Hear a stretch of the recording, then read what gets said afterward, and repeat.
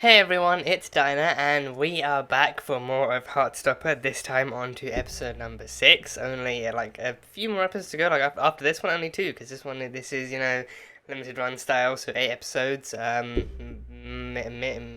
probably say like 8 episodes can be. I have seen shows with four. I've seen seasons and shows with 4 episodes maximum, but I guess 8 episodes for this would be minimum, because then the farthest they can go is 13 or 16.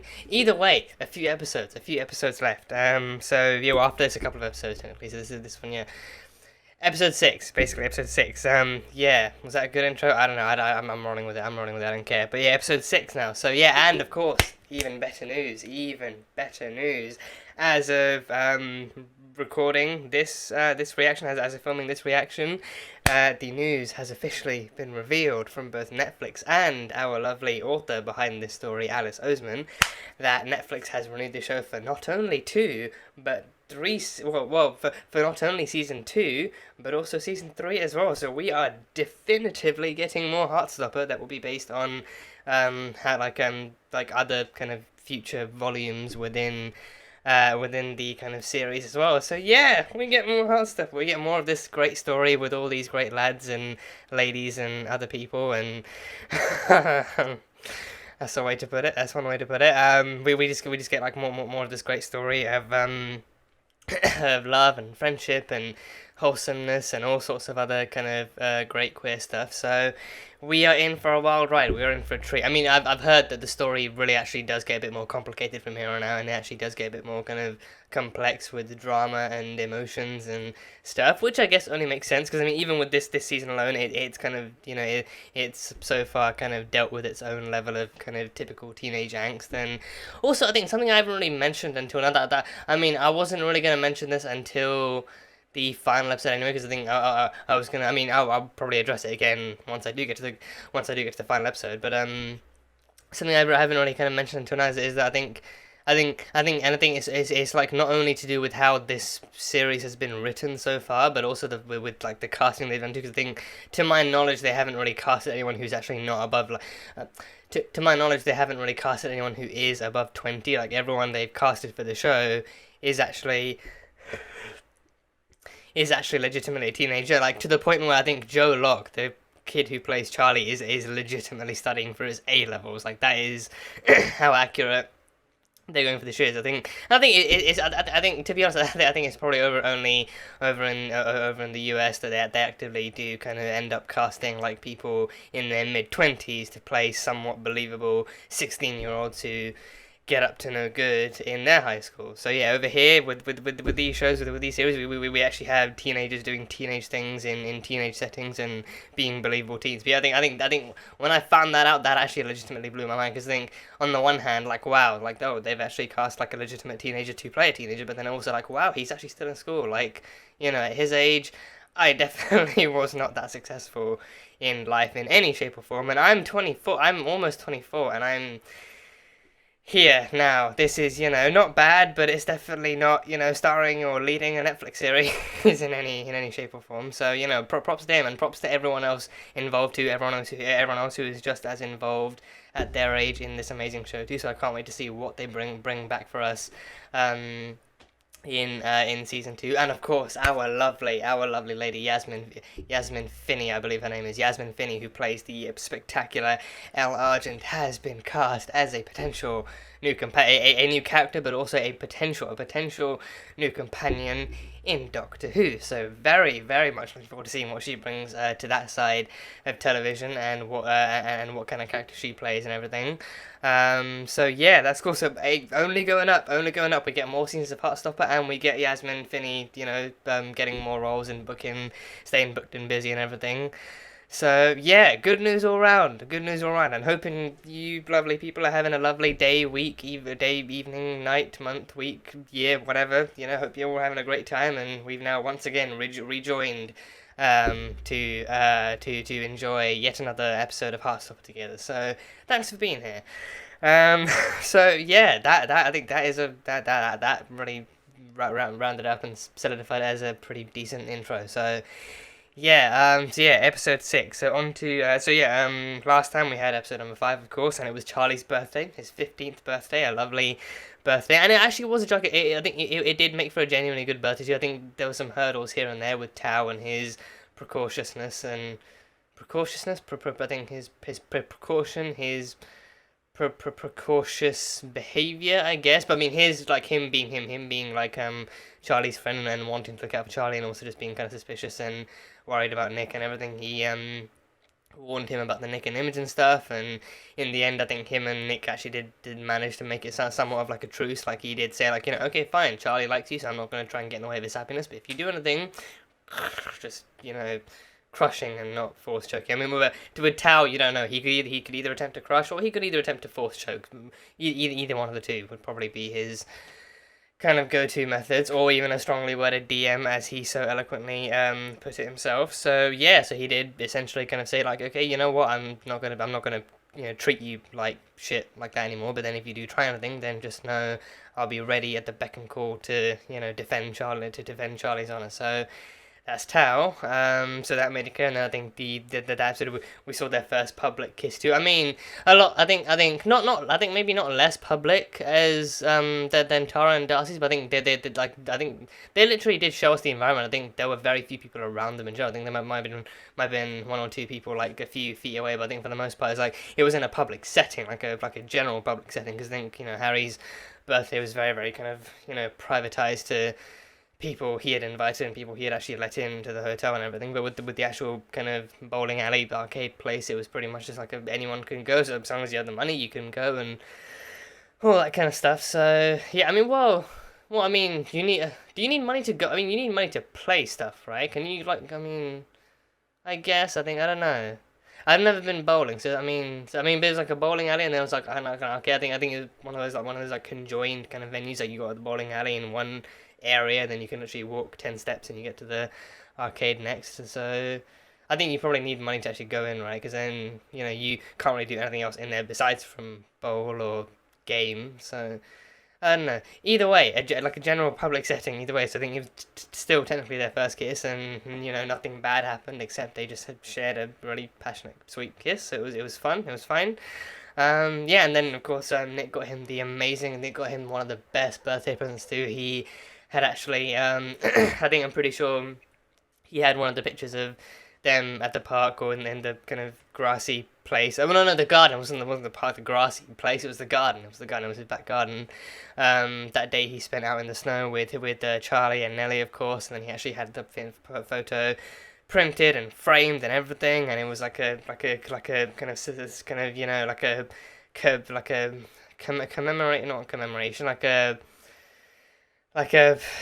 cementing. I don't know why I keep trying to think of fancy words to actually describe it. It's like a framing of a nice moment in time, like a single moment in time framed and put in like a neat little box, not like a TARDIS, but like in like a neat little box. I swear that's not me trying to do a Doctor Who reference because Yasmin's joining us. It's just me not knowing how to describe shit. So yeah, so he had it framed, a single moment in time frame. I mean, when you put it like that, you gotta admit it sounds kind of badass. But yeah, the photo of their day at the day in the snow with Nelly and everything, that was really sweet. So he's gonna treasure that forever, hopefully, maybe. So that was cool. And then yeah, I think I think the following day, because I think that day was he pretty much dedicated it to actually spending it with Charlie and his friends and everything, which was cool. So it went well. They were bold and they've shared some fun times on the arcade too. I think Isaac had his coins. Isaac was still iconic. I really want to see more Isaac. I think season 2, that would be my one request, more Isaac. I really want to see more of what that dude gets up to. Even if it's just reading, even if it's just reading, like it would be cool to see him like join like a book club or something, you know, meet some new people there too. And he kind of joins a new clique. Because then I feel like, you know, I can't help but wonder maybe if he does. No, I think maybe if he does kind of feel internally left out, like he's the only one who really shows an interest in what he himself does. Like I think there's not really much connecting him to the rest of the group. I feel like he's always kind of seen minding his own business, which seems fine. But then it's like, you know, I want to see him actively being able to connect with someone, you know, especially if he is like Ace or Arrow or both, then actually seeing him connect to someone on like a level outside of, you know, like the kind of usual stuff, like actually on a level that means something to him, on a level that actually matters to him, would be nice. So like even if he does meet someone, then just actually meeting up with them to read or to discuss stuff, or just, you know, more Isaac. I think Isaac has definitely kind of garnered enough love from the series to garner more kind of time in season 2. And Tori, I haven't seen Tori in fucking ages. I think we haven't seen her since like episode 2 or 3. So it's been a while. I need more of Isaac and Tori. Maybe even them hanging out together. Maybe even them, if she's a bookworm or something, then, you know, cool. Bookworms unite. That is something that I would heavily fucking relate to. So yeah. So yeah, that's cool. So yeah, Isaac had his coins. And then Nick and Charlie had more Mario Kart, so that was good. And then Tao and Elle were on Space Invaders or some shit, and then they even shared like a kind of eye contacty kind of moment too, with some sparks and stuff. So maybe setting some stuff up between them. Who knows? So who knows? I'm not.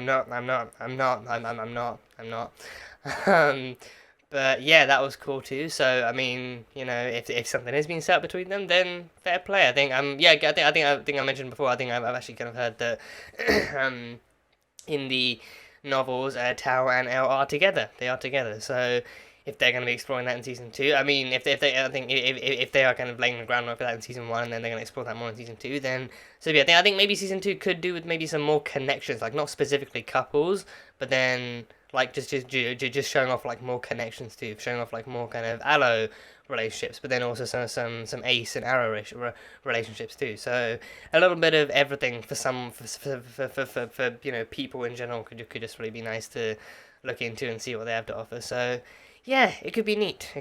But so they had that, and then of course the following day, Nick did in fact meet up with Imogen, and then kind of politely and respectfully kind of let her down and explain why they couldn't really be together, but then also actually kind of gave her a little bit more kind of wording and like sayings and phrasings that she also, I think she seemed to relate to as well, like the whole idea of actually kind of like trying so hard to fit in and trying to do what everyone else does, but then realizing you're not really a part of that, and it's not really working for you, so then it takes you time to really unpack who you are and all that kind of stuff. And even she seemed to relate to that too, like, you know, perhaps so on like under like a different meaning, or under like a different kind of like a, you know, different kind of in like a different way, or and everything. So who knows where things might be leading for Imogen in this. Maybe she leaves the group, maybe she, you know, does something better with her life. I think, who knows, we can only hope for the best. We can really only hope for the best. So yeah, let's see if that's what's in store.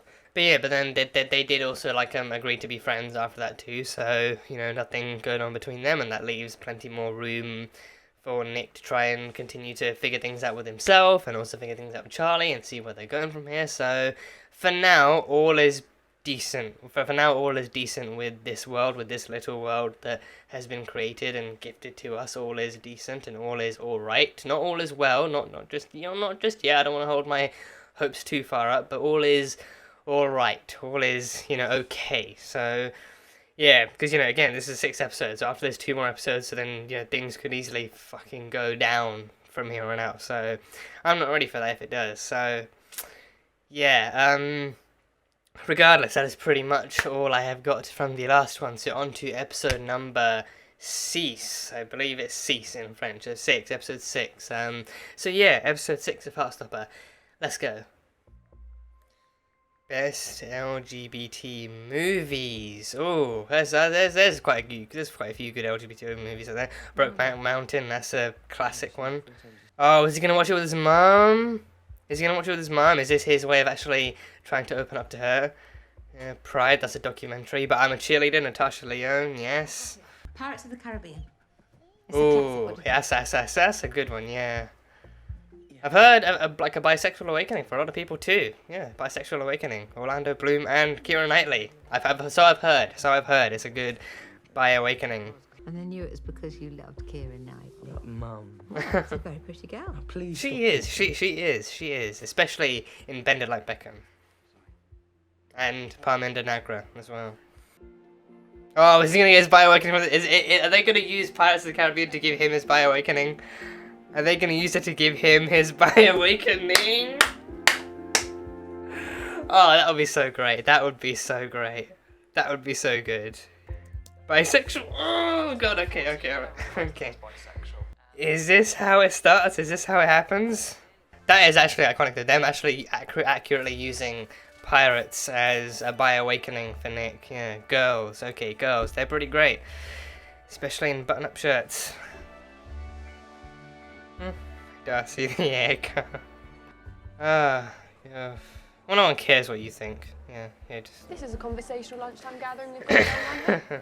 Texting Tara again. Interesting. Interesting indeed. What are you implying? What do you think I'm implying?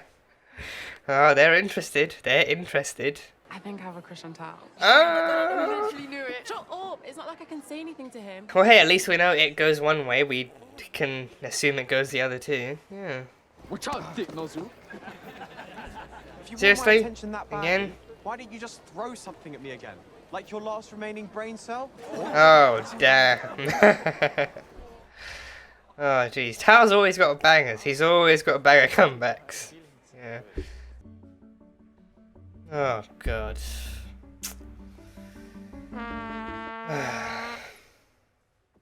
They always meant to be more jump scary. You realise this is the room? The room. That's Jinx. the room. Got locked in and had our first kiss. They had their first kiss in here. Oh, that's cute. What's going on? Are you okay? I never would have guessed that you were gay, but it's so cool and brave of you.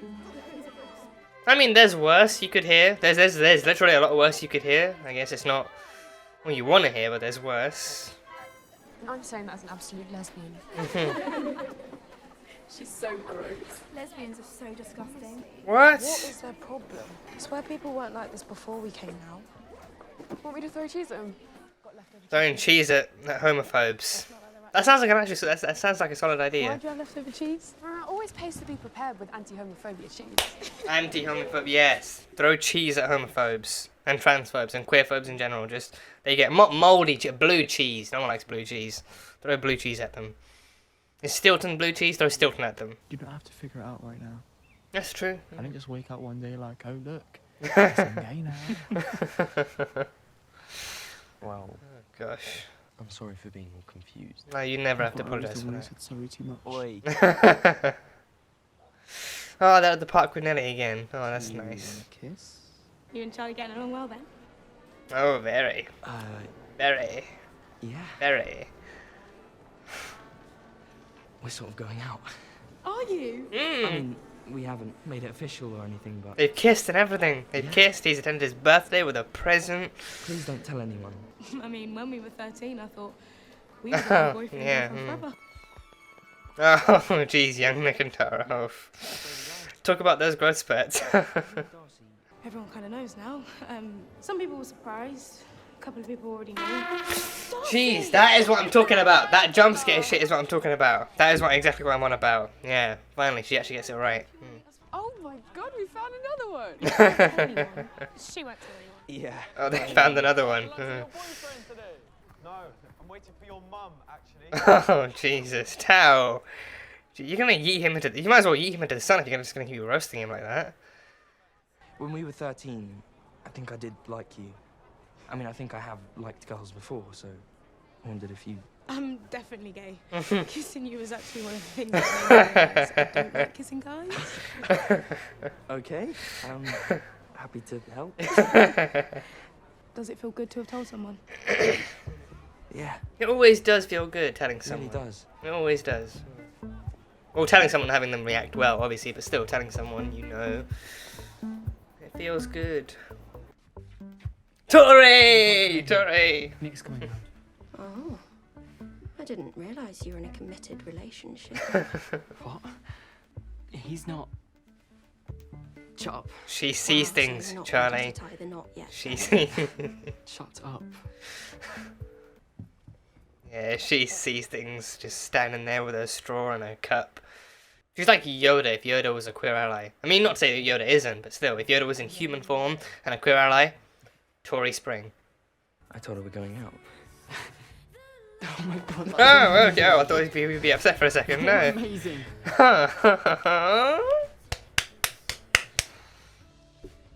Is Tori gonna walk in on this? Can we see Nick meeting Tori? Can we see Tori finally meeting Nick? Tao and Al. Oh, yeah, because Al has a crush on Tao, yeah. Oh, yeah, they're not. No, just the clock is ticking. The seconds are ticking. I think you can tell Tao and Al. I mean, in your own time, but I think you can definitely tell Tao and Al. Such meddling gays, I love it, yeah.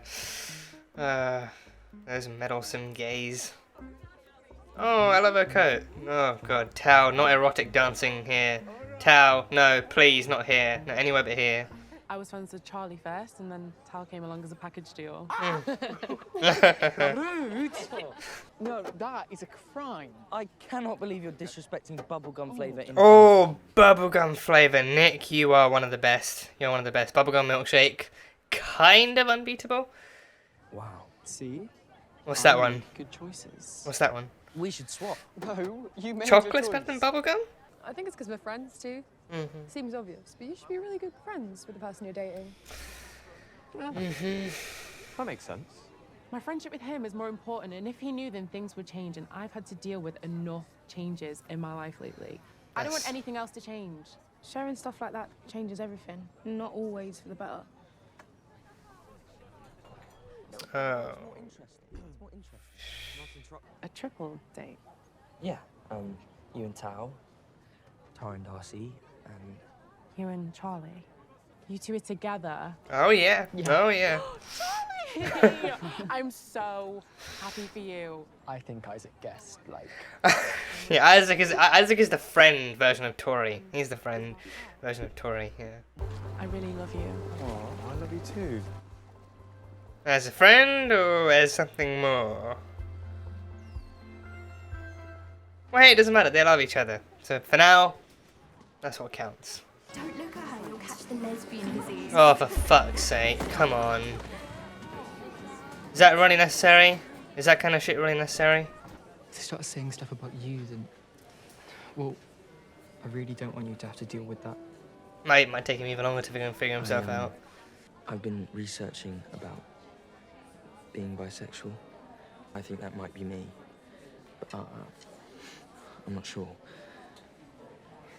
I mean, he said it from the start. People can be bisexual. He said it from the very start. The door! Are they locked in? Are they locked in again? For fuck's sake, God. Oh no. Oh, again. Here we go again. Oh, hey, this gives them a more kind of, you know, another more romantic time between them. Do you regret it? No, I just wasn't prepared for things to change. I didn't think so many people would suddenly think I'm a completely different person. I'm not loud and confident about being a lesbian. I could barely say the word lesbian when we started going out. And now, oh my God, you're a lesbian. People giving me funny looks in the corridors, and I wasn't prepared for any of it. And I don't know how to behave anymore, and I just want to live my life. You're so confident about your sexuality, and I still feel like I know nothing. I don't know anything either. I don't know anything about anything.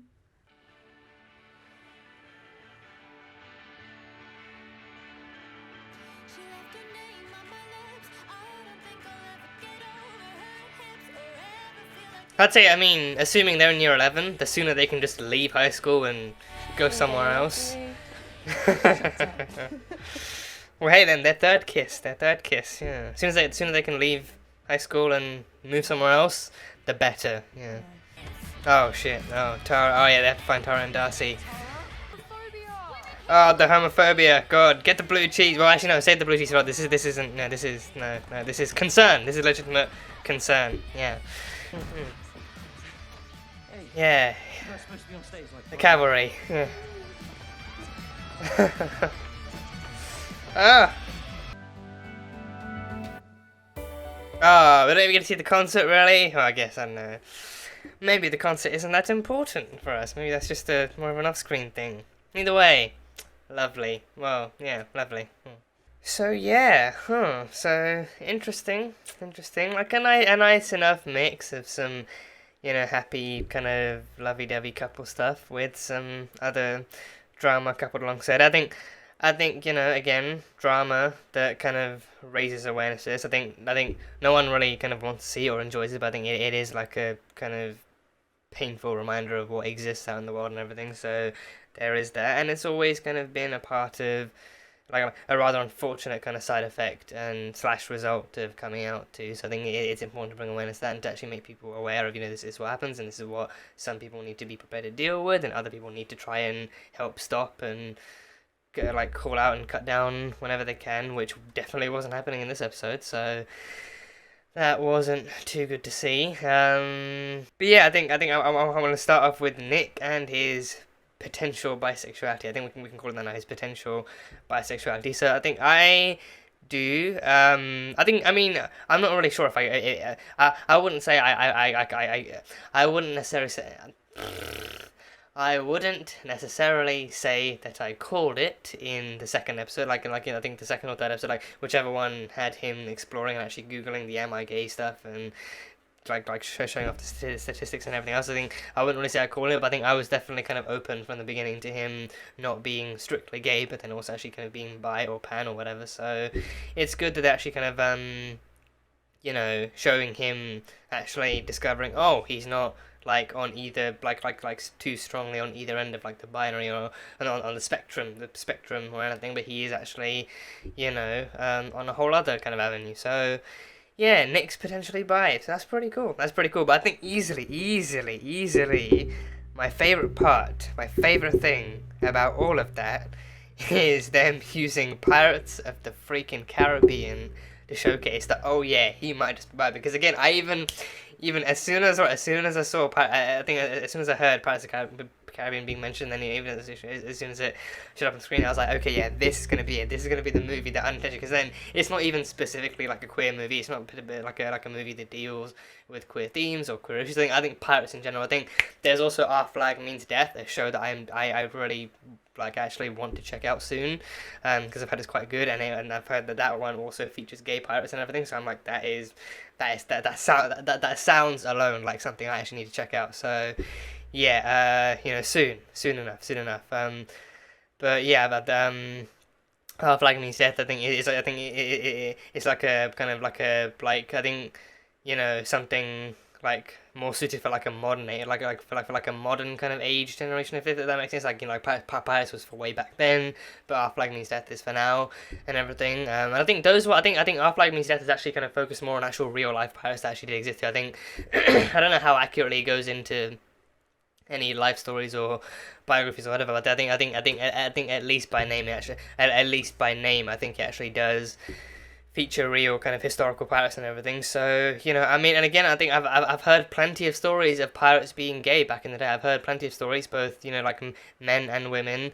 Don't know if there were any NB pirates back then. Don't know if they went that far, or if they even described under that. Maybe they actually match definition wise, but not label wise. So I don't know. But plenty of pirates being queer. I've heard that queerness and pirates were definitely a kind of common mix back in the day, back in the days of pirates, the age of pirates. So yeah, I think that's very believable. But then yeah, I think Pirates of the Caribbean made even more sense to me, because I think especially in more recent times, I've actually seen more and more people coming forward, talking about how, I think, and not just for bisexuals either. I think for lesbians it was Keira Knightley, it was Elizabeth Swann, and then for gay people it was actually Will Turner as well. I think for some people maybe Johnny Depp. I don't know. Johnny Depp never seemed particularly hot to me in that movie. I think it was more believable to me that Will Turner could be seen as attractive compared to Johnny. I think with Jack Sparrow, he really just didn't care, so he just didn't really kind of bother to seem attractive to anyone. But Will kind of had that kind of stereotypical kind of sea prince kind of thing to him. So. And then, of course, Jack Sparrow was a legitimate pirate who double-crossed and did all that and the other, so there was that. But yeah, I think I've heard, and I think especially for bisexuals too, I've heard that, Pirates with Keira Knightley and Orlando Bloom was a very famous one. That was a very, very famous one. So seeing them actually accurately incorporated that into this, actually showing Nick just kind of drifting from zoomed in eyes from Kira to Orlando, and still just like that actually showing off like, oh god, he's into both of them, is just like the kind of epitome of like, yeah, they're doing this and I love them for it. So pirates being used to help, like maybe not confirm, because then even after this he was still like, you know what, I mean, I feel like it, but I'm still not entirely sure. So, you know, helping to kind of nudge him in the right direction of potentiality is just, that was amazing of them. So yeah, I think I can definitely, you know, go back and maybe look at see pirates like under a new lens, because I think again it's not like I think it's not like an explicitly queer movie. I think, you know, so far all I've heard is that people are actually into the actors and as a result the characters themselves, and not so much that the movies actually dealt with any kind of queerness or anything like that. It's just the fact that it's just the fact that Orlando and Kira as their respective characters were very, very attractive. But I think one thing I will never deny, just Keira Knightley, when Elizabeth Swann became a pirate herself. That's all I'm going to say. That's all I'm going to say. If that didn't confirm things for some people, then I don't know what would. I really do not know what would. Like Keira Knightley herself dressing up as a pirate for those movies. That was a cultural reset. That was, I believe, what the kids today would call a cultural reset. That was something else. I vividly remember that. So yeah, I'm just gonna but Pirates of the Caribbean being an awakening in different ways for people makes sense. It makes sense. So yeah, I kind of do wonder if Jack could be Ace, if Jack Sparrow could be Ace. I mean, I think he didn't really have, I think, I'm not entirely sure if he had a problem with being, like, you know, being sexual with people, or I think they never really gave him, like, a proper romance in this movie. I'm not entirely sure that they actually gave him, because I think with Will and Elizabeth, I think they actively gave them an actual built-up romance, bit like, within the movies, like they're actually built up to be a couple. I'm pretty sure like the new one with Brenton Thwaites, like he was their kid. I'm pretty sure he's this. I haven't seen the new one. I haven't seen the new one with Brenton and Kaya Scott Laurie. I don't even know if that one was meant to be like a bi awakening, like Brenton and, you know, Kaya Scott Laurie too. I think Brenton as Dick Grayson in Titans, he is, you know, I think there's just so many hot people in Titans. But yeah, so many of the shows I watch have hot people in them, so yeah, but no, I think I think as far as I know, like, you know, Brenton does play their son, but I haven't actually seen the movie, so I mean, I don't know what his name is or anything like that, but I think, but I think in those movies, I think Will and Elizabeth were actually, like, they were very explicitly built up to be an actual couple, and they got married, and, I mean, their wedding scene in, I think, which movie did they get married? I think, was it the second one, or was it the third one? Pretty sure it was the third one, right? Well, I think, did they leave it until the finale? I think, because that was the third one, and then I'm pretty sure the fourth one was the one with their son, and with Javier Bardem. He played like a ghost pirate or something, and he was in that thing. Pretty sure that was the fourth one, right? Let me look this up quickly, so I'm not just left guessing and second guessing and triple guessing myself. I'm pretty sure this was Salazar's Revenge. I'm pretty sure this was the fourth one. Am I right or am I wrong? This is this film. Oh no, On Stranger Tide. That's the fourth. On Stranger Tide. Okay, I don't think I've seen this one. I think this one has Penelope Cruz in it, right? I think I remember I saw the trailer for this, and Penelope Cruz is in this one. That's On Stranger Tides, and then this one's the fifth one. There's a fifth one. Yeah. Okay. Oh, okay, that makes sense. Yeah, Penelope Cruz. Yeah, she's great too.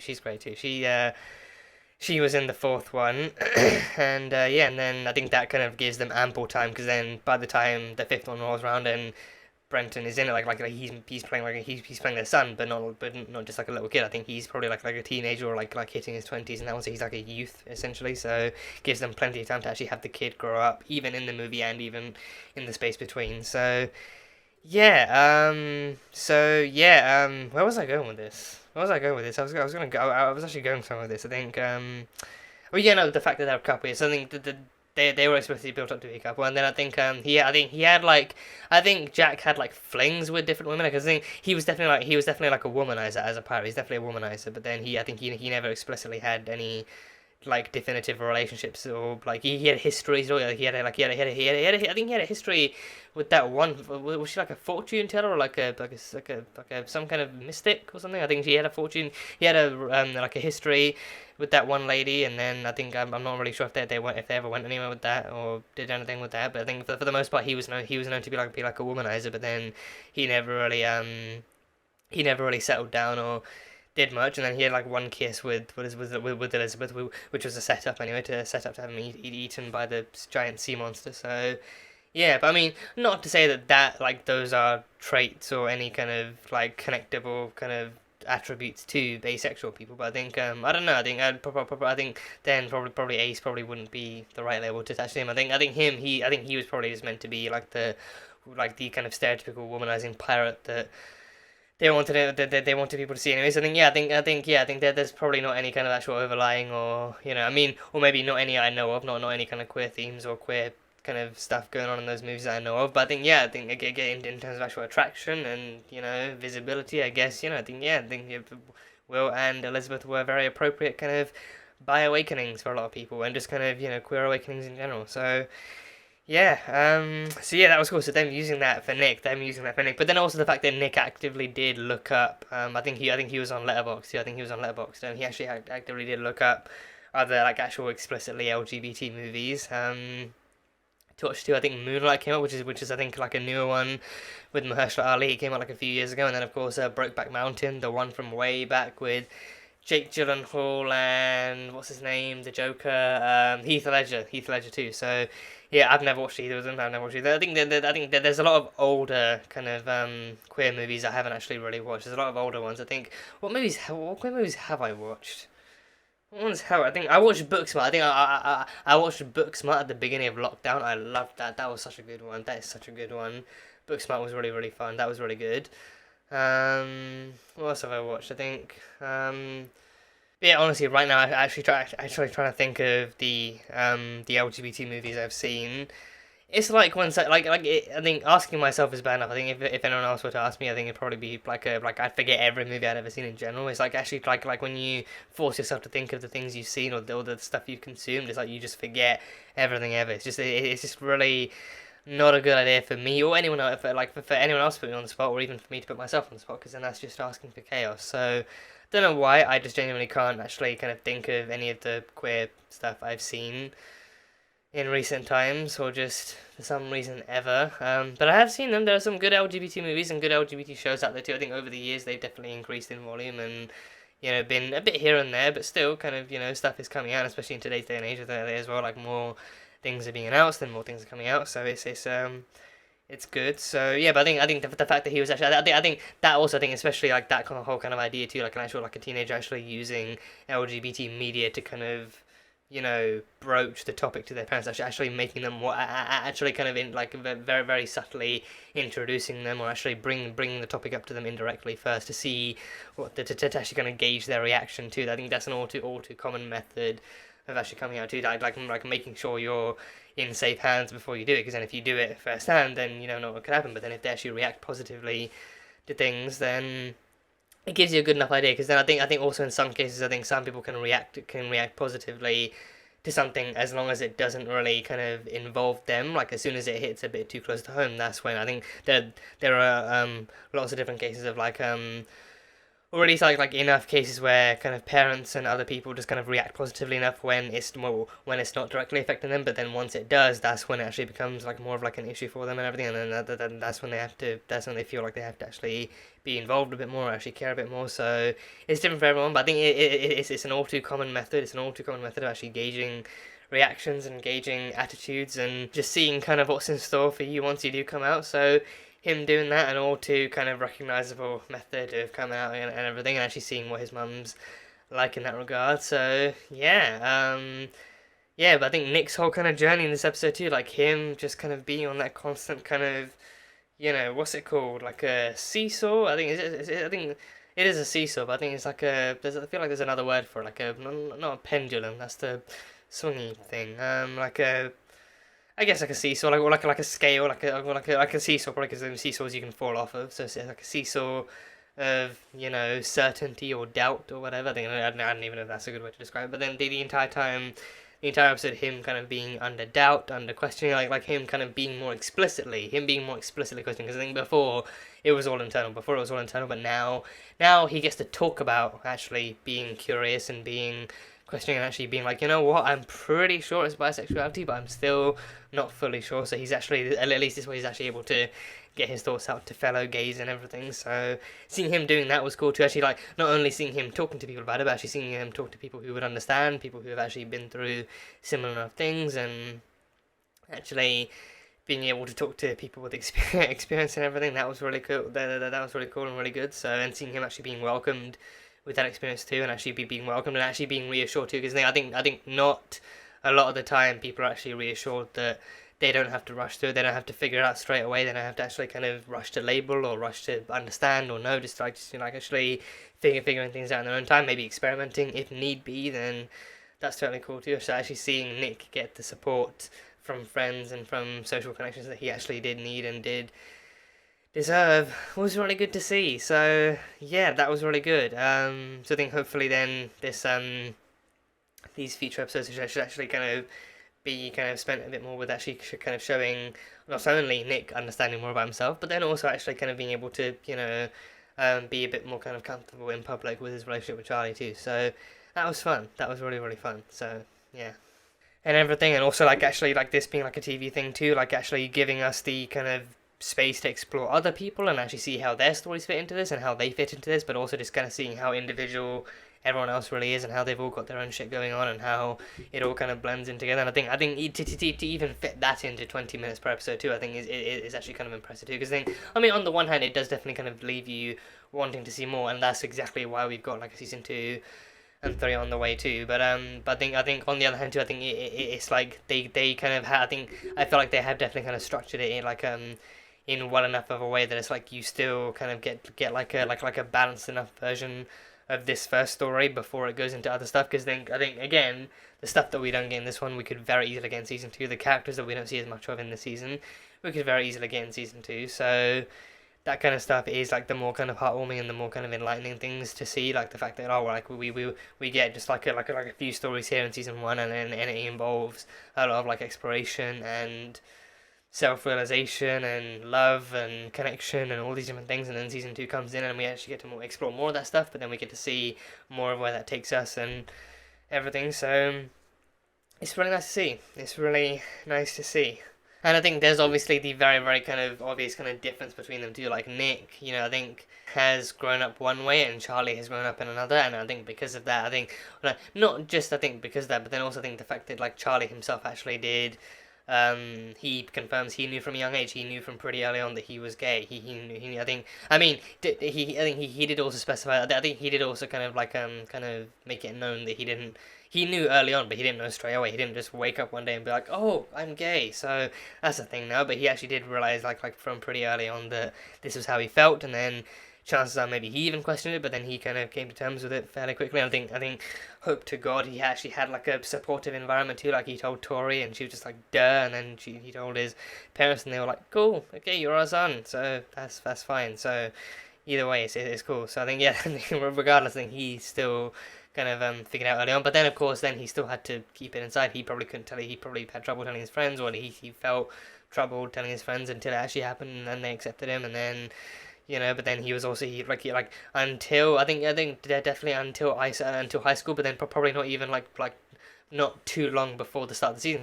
I think when the season opens, we see that he's actually started kind of seeing Ben on the side and everything, but then it's like even the flashback showed us it probably wasn't like until like a year before that. So I think not until like year 10 that he actually that people in the school found out, and he went all those years just kind of hiding it, keeping it to himself, and keeping it and like confining, keeping it as like a very confined and well kept secret to his friends and family and to people that mattered and everything. But then all of a sudden, everyone finds out. For him, he was outed, and he was outed in an incredibly homophobic environment, and then shit just went to hell straight for him. So yeah, but then yeah, he lived with it for longer because he knew from he kind of figured it out from like an earlier age, and he kind of processed it himself and everything. But then with Nick, I think with Nick, you know, I think his home life seems fine. His home life does not seem in any way problematic. His home life doesn't seem in any way kind of troublesome.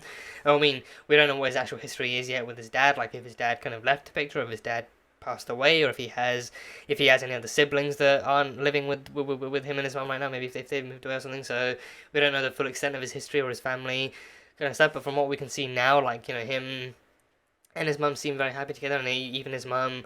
I mean, I really would not want to see Olivia Colman playing a homophobe. I really would not want to see someone as sweet and wholesome as Olivia Colman playing. I mean, not even like just in an acting sense, but I think I just would much rather see her playing the kind of wholesome and happy and accepting mother that Nick needs. I would much rather like him actually kind of be able to live in like an accepting and loving kind of family environment, as opposed to her actively kind of, you know, being against any of this. So I guess we just have to wait and see.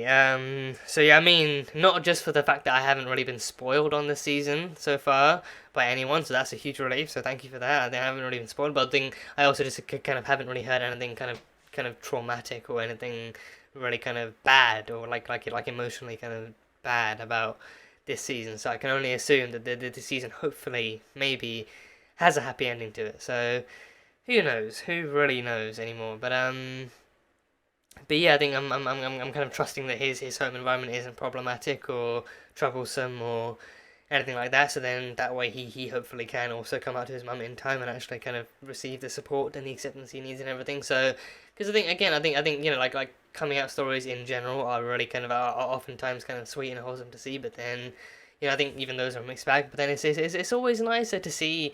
It's always nicer to see like a more sweet and wholesome coming out story where a person is accepted and they are loved and they're, you know, welcomed in with open arms for who they are and who they love and everything. Like, it's undeniably nice to see. I don't know anyone who wouldn't want to see a nice kind of coming out for anyone, whether it's in real life or even in like a show or something. Like, you know, the more you promote that kind of stuff in media, I think, you know, it's gonna be far better in the long run for real life people too. So yeah, but I guess in time we can see exactly what path they lead us down. But I think the fact that he actually has, you know, accepting friends, I think he told Tara and Darcy, and they were completely cool with it too. I think, you know, even like Darcy just kind of being happy to kind of like actually adopt like a kind of potential bisexual into their kind of group of meddlesome gays and everything. That was really fun. Actually seeing him being able to connect with other queer people too is actually just kind of really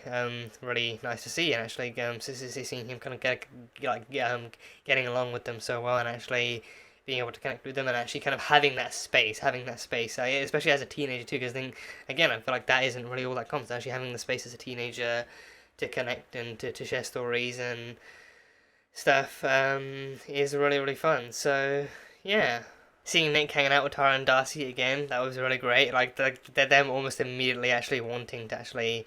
I'm not sure which came first, because I think there definitely was the triple date kind of idea that came from the little picnic thing they had in the corner of the field and everything. But I can't remember how it actually led to that scene. I think he just kind of hung out with her. I think it might have been. I think they met up at the concert rehearsal thing, and then Nick told Tara, and then Darcy found out, and then they both found out, and then they actually they took him along, and then he actually kind of asked to kind of talk to them and hang out. So I think that might have been how it went. But I think actually seeing him hang out with them too was good. Actually, just seeing Tara being like, actually, I think Tara once again had that knowing look. Tara had the same knowing look she had at the party. Like, even at the party, she was like, you know, oh, you and Charlie are sitting together at form and actually being friends and talking. So she's been having that kind of premonition, that kind of, you know, gay premonition stuff going on in her head since first hearing about Nick and Charlie at the party and everything. So, you know, I think for her this is just like, you know, oh, finally some confirmation, like, oh, what I suspected from the very beginning is finally happening. So yeah, but then actually seeing him kind of hanging out with them, and even actually seeing that like Nick and Tara actually kind of like have some interesting history that actually led to all this too. Like they kissed once when they were 13 in what we can presume was the most childish way too. Like they might have just kissed like in a completely innocent childlike way, but then as they grew, they actually kind of grew apart and actually diverged on their parts and everything too, and actually doing that together actually kind of helped them realize that, oh yeah, I actually do like different people and other people. So like even her confirmation, like, oh no, I think I'm pretty sure kissing you is actually what confirmed that I definitely don't like guys. So yeah, so yeah, that was good to see. But the episode was not like even if there wasn't any biphobia, there was still homophobia. There was still some good old fashioned homophobia. I think lesbophobia in general, and in specifically in this episode too. Yeah, the girls at Higgs. So some of the girls at Higgs, not very nice people. Not very nice people. I thought, you know, having the kind of discussion of the girl like in one of the early episodes of the girls, first discovering that well, actually, like, there having been eyewitness accounts of Tara and Darcy having kissed at Harry's party, like, that discussion going on. I think even, like, those two girls being like, you know, what if you were a lesbian, you didn't know it, because, like, you've just been attending this all-girls school for years, and you thought it was all natural, but then you just didn't realise you were a lesbian. So then, you know, like, that kind of stuff was more kind of, you know, tolerable. I think, like, a bit more lighthearted, too, because I think that one had, like, a bit more kind of naivete to it, I think. But then with this one, fully outright just kind of homophobia, just unrelenting and kind of like unremorseful homophobia too, like the girls actively kind of laughing their own shit little jokes off too, was not good to see. So them treating Tara differently, just making all sorts of homophobic remarks, and you know, just not only treating her differently, but then actively treating her like shit because she came out and because she came out as a lesbian, and because this is who she is now. And even Tara's kind of complaining of like, you know, oh, like they were never like this before. They were never like this before she came out. They were never like this before they found out. So then I think maybe then they might. I think again, I mean, not even tying exclusively into the whole kind of, you know, unbeknownst lesbian thing the guys were talking about before, but then actually the idea that I think they are the only out lesbians right now. I think right now Tara and Darcy are currently the only out lesbians at the school right now. So I think maybe by the end of the season we actually kind of have like another girl coming up to them being like, oh hey, I'm like you guys too, so thanks for coming out, because then you guys really made a difference for me and actually helped me kind of be more comfortable with my sexuality and everything. So I think if that could be a thing, then that would be really great to see. But I think so far what we've seen is Tara. I think Darcy was the only one. Darcy was the only one who was actually open and everything. I think she was probably alone until she met Tara, and then them two having entered like a secret relationship for most of their time at Higgs and everything until now. And that was the thing. But now with Tara, I think also because with Darcy, I felt like because she's more open, because I think she doesn't even. I think she wears the school uniform, but it's not the school blazer. Either that, or she just wears that kind of cool, you know, like colourful kind of jacket over us. I think with her, she is open. When she came out, she fully came out. Like when she came out, she literally embodied the whole. She literally embodied the phrase "bold of you to assume I'm heterosexual." She literally embodies that whole phrase. Like, you know, don't you ever dare assume or even think for a second that there is anything straight going on with me. So you know, with her, I think she literally kind of actually refused to even give off any kind of any signs or any vibes of heterosexuality once she came out, like, and she actively wanted people to just kind of be aware, like, you know, before you ask me anything about having a boyfriend or having a husband in the future, just remember, fully lesbian. So yeah, so yeah, I think with Tara, I think that was the difference that made with Tara too. I think with Tara, she was not only newly out, but she was also very vaguely out too. I think in terms of visibility, she wasn't really. Not that she needs to. I think not that anyone needs to kind of visibly, openly, kind of scream kind of gay whenever they come out. Like, you know, they like, you know. And I think even in another sense too. I think, you know, no 2 or 3 or 4 gay people or queer people look the same. Everyone looks different. You know, expression is always different. You know, people can, you know, I mean. Not to say that there aren't fashion senses. I think not to say that queer people don't have very, very kind of noticeable and very, very kind of eye-catching fashion senses. And I'm not even talking about covering yourself in rainbows. I'm not even talking about that. Just like, you know, flannel, jeans, leather jackets. It's all there. So, you know, usually it's noticeable. But then with Darcy, I think with Darcy, she definitely just kind of prefers her colourful jacket and her wavy hair and her kind of lovable flamboyance and everything over anything else. I think, but yeah, I think with Tara, I think she was also newly out, but then also just kind of very, very, very visibly not queer to the other girls, and for that, you know, it just kind of became more of like a reminder of like, oh, so this girl who we just for some reason assumed was straight until now suddenly came out as very, very not straight. So now apparently for some reason that's an issue for us. But then even their actual general treatment of that sexuality, of the word, of everything as well, is just really, really horrifying too. Like calling it the lesbian disease and calling her disgusting and all that kind of stuff. Just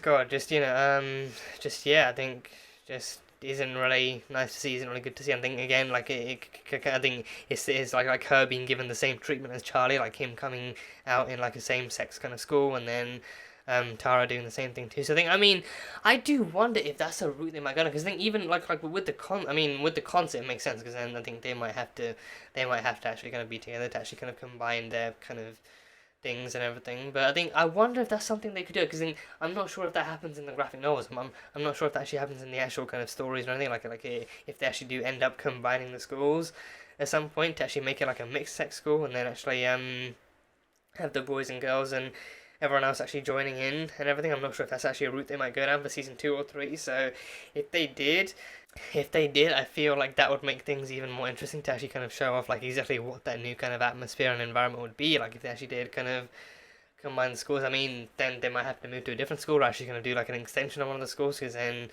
they'd obviously have to fit more people in. But I do wonder if that might be a route they might go down, like if they actually might kind of combine the schools at some point in the story. I think that would make for like an interesting enough kind of storyline too. And then I think then we'd actually have everyone actually had the friends, like the actual queer friend group that we have now, actually hanging out together a bit more and actually being closer and everything. So yeah, interesting possibilities on the horizon. So, and I think there were moments, especially like that one moment of her being like, you know, I think it began at the ice cream cart. It began kind of at the ice cream cart with her saying, like, you know, sometimes you wish you didn't come out, or like sometimes you come out and then things kind of start happening and you wish they wouldn't, or you wish that you wouldn't come out. Like her talking to Charlie or Nick or someone, and then like she said that, and then Darcy kind of made a face like, oh.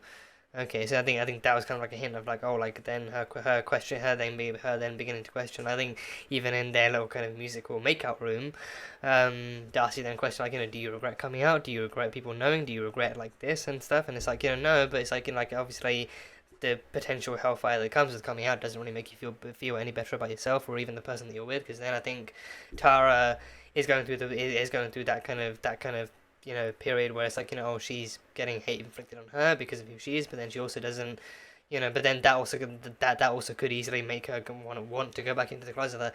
That could easily make her want to go back into the closet, or it could make her not be as kind of happy or comfortable anymore, actually presenting publicly with her relationships. And then actually, because I think I can very easily imagine, like, you know, one of the things that actually kind of, you know, helped her kind of want to be public with their relationship was actually kind of not wanting to have Darcy hide anything either, because then she knows that Darcy's been out for so long. She's also now, at this point now, she's very strongly unapologetic about it too, so then she wouldn't want to make Darcy hide anything that she would much rather show off or anything. So having Darcy, making Darcy do that now that she's actually kind of suffering backlash too, wouldn't, like, I think she feels like it wouldn't be fair. She definitely feels like it wouldn't be fair. But then I think, I'm hoping even if they do go down that route, then I'm hoping that they actually kind of do come to some kind of mutual kind of agreement. And it's like, you know, like, I think that Darcy at least lets Tara know that, you know, like, no matter what happens, I think she wants her to be comfortable first and foremost. And then if she does want to be like a little less public about the relationship, then that's that. But then if she wants to carry on the way they are, or if she wants to carry on the way they are in spite of all the flack they're getting, then all the more power to them and everything. So yeah, but I think having Tara kind of go through that too was just heartbreaking to see. Just her actually kind of like her opening up with that, and her being so happy out in public to be with her girlfriend and to showcase their love and to actually not be afraid of anything and to actually be open. I mean, honestly, if anything, I am actually so fucking surprised. I mean, I'm happy. Don't get me wrong. I'm actually happy that we haven't seen him. I'm actually so surprised that there wasn't any kind of a scene at Harry's party, because I imagine being in that crowded and that public of a place where that many people were confined under one roof, I thought something would surely go down, but nothing happened. And I think it's still taken like a few days since then too, because I think that was like episode 3 and everything, so it's been like a few days, possibly even weeks since then. So I think they've still been out for quite some time. But then I think it's also, I think that one is like those were just like eyewitness accounts that almost anyone could deny or anyone could really choose not to believe him, but then she actually went public with it online on Instagram and everything, and that kind of made it clearer for everyone too. And then of course comments, of course, because I mean, it's the internet, the comments are going to be toxic regardless. It's the internet, you know, so internet toxicity is always going to be a thing. And lucky for her, she can easily block people and delete comments and just kind of keep things kind of more pure and more wholesome and everything, so that was a good enough sign. But yeah, I think that kind of stuff kind of like, I think that kind of stuff is like you know, I think it's simultaneously easier and harder to avoid, because then it's like, all you got to do is shut off your phone. But then it's like, if you put it on the internet, then pretty much everyone sees it. I think if you do it in real life, then it's like, you know, like depending on how many people see it, and then if they take kind of like, if they did something shitty like taking photos or videos, then that would be all the more worse. But then I would think with that one to begin with, I think it was like literally just kind of eyewitness accounts and everything, so no one really knew what to believe or think or say. And I think and I think also because of the fact that like a lot of people can really kind of see it as just like spreading rumors or something, but then once the person themselves then kind of confirms it, it becomes all the more real. And then you got guys and stuff just coming in saying all sorts of shit. Like some of those comments were just really.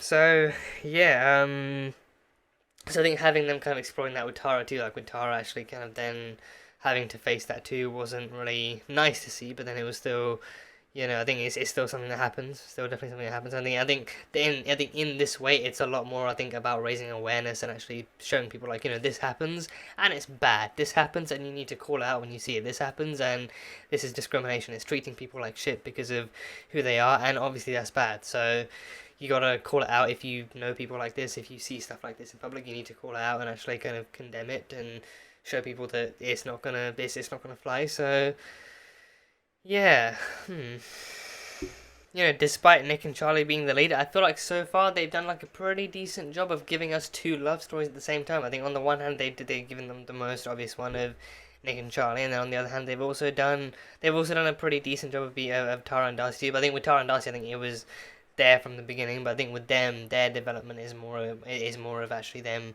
being open and stuff. I think from the beginning they were girlfriends within their own rights and within their own knowledge, and then then I think the first person they let in on their secret was Elle, not Tao, was Elle, and they let her in with open arms, and then she agreed to keep the secret, and you know, being the third wheel and everything. So that was cool.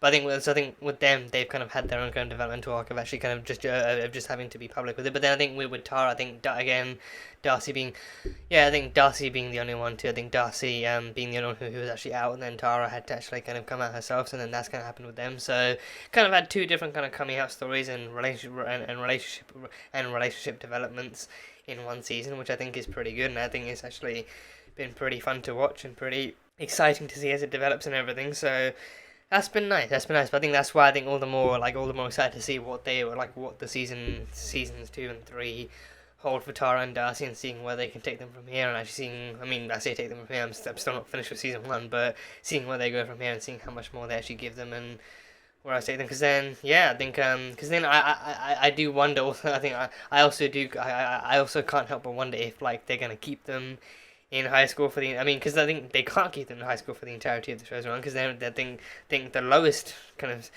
students are year 10s, but then the highest, the kind of like lowest characters are year 10s, but then the highest characters year 11s. So I think at some point they got to graduate and go off to sixth form or college or whatever. So I think at some point they're probably going to move and everything. And I think can't really imagine they've really got that long left until exams and everything. So things have got to start shifting and changing and everything. So who knows how far this show might go, but then also who knows how far in their lives like the show will actually show them kind of progressing and everything. Because I think I really don't think we're really gonna see too much of them kind of getting their first jobs and still being together and being in touch and everything. So yeah, I don't know, but I guess we can see. I mean, I guess like by jobs, I mean like when they're in like their 20s and getting careers and everything. So yeah, who knows? I guess we can see. And then, of course, we had the triple date thing with Nick and Charlie and Tara and Darcy and Tao and Elle, because Elle confessed she had a crush. She had a crush on Tao and everything, so she had a crush and everything, so that was cool.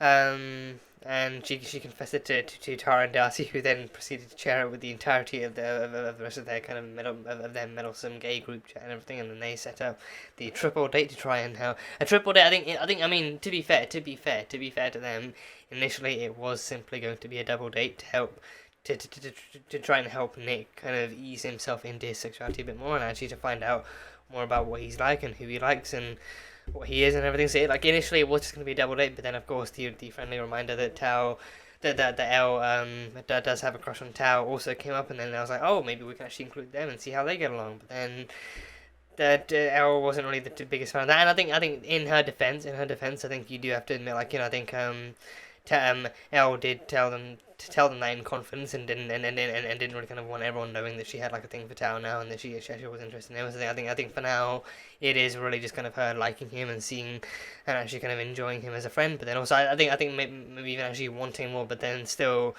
as she voiced herself, I think she is still very afraid of actually. She's still very afraid of actually saying anything or doing anything in case it does ruin what they already have. Because I think she even made it clear that what happens to her more than anything, right? What matters to more than anything. What matters to her more than anything right now is that they maintain friendship. Is that they maintain their friendship, and they actually do manage to stay friends no matter what happens, and that they're allowed to stay that they're allowed to stay friends regardless. Because then it's a lot harder to go from friends to a relationship if that doesn't work out, and then to stay friends if the relationship doesn't work out than it is to actually do anything else. So I think for her, she is very, very prideful of the relationship, of the friendship that she has with Tao, and she wants to preserve that more than anything. And I think even right now, I think she probably I think not to devalue or like or to not to devalue or to like or to, not to devalue what her feelings are or what her crush is, but then the fact that she did say like she has a crush on Tao does kind of make me feel like but then I think also I think again also I mean not to I need to figure out how to actually go and get my thoughts in order, not to devalue what her feelings are and what her crush is on Tao, because then I think it could very easily be that it's a crush just because she feels strongly about him, but then also like she also might I think even she herself might end up kind of feeling like she doesn't actually want a relationship with him, but she does love him immensely, and she actually does kind of feel really strongly about him as a friend, and then they are best friends together in that sense. So then maybe that's what they need, and especially with Tao, like he wants to keep his friends on, like he feels like his friends are fading away, he feels like his friendships and his kind of friend here, like his friendship circle as a whole is kind of fading away and dissolving into relationships and love and all these other kind of things and everything. So for him, I think not to say that he doesn't ever want a relationship, but I think right now like him wanting to maintain his friendships shows that relationships are pretty kind of low on what his kind of list of priorities are, because then he wants to maintain friendships himself as well. So then there's no guarantee that he's even ready to enter a relationship right now.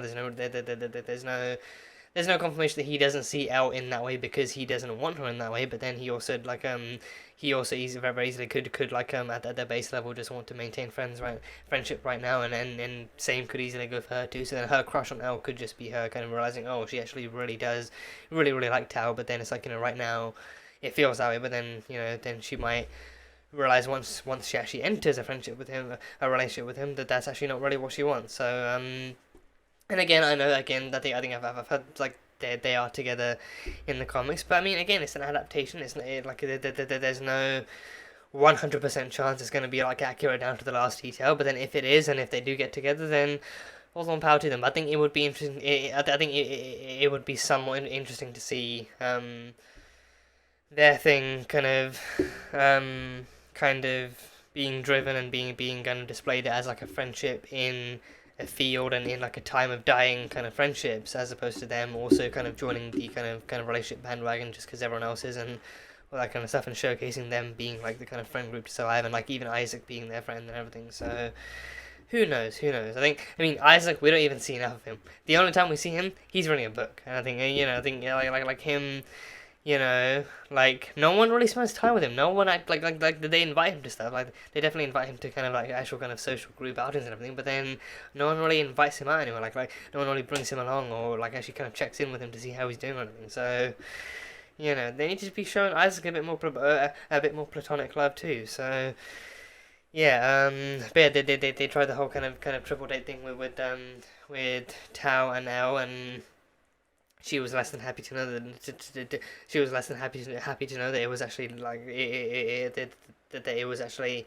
more of a setup for that than anything else. So she was annoyed that they kind of told everyone, and because then Tao was actually out of the know too. So then, you know, she kind of like she I think she also felt ever so slightly betrayed that they actually invited her out only to actually have her said to actually kind of like then try and actually lead her feelings into something else and lead her feelings into something more sooner than she was ready to, but then also actually kind of actually using this exclusively as an opportunity to try and set her and Tao up and everything. So it was a whole deal. It was a whole thing. So yeah. But yeah, that is pretty much all I think I've got for this episode. Some interesting stuff covering Nick and Charlie and Tara and Darcy too. So I think a nice kind of combination of those two couples in this episode. So that was nice. That was nice enough. Oh, before I forget, the anti-homophobia cheese. It's a really small detail, but I think I still wanted to mention it. That is a great idea. Anti-homophobia cheese. You know, anytime you come into contact with a homophobe or transphobe or queerphobe, just get like a block of cheese or like a slice of cheese and just eat at them. You know, blue cheese, Stilton. I don't know if Stilton.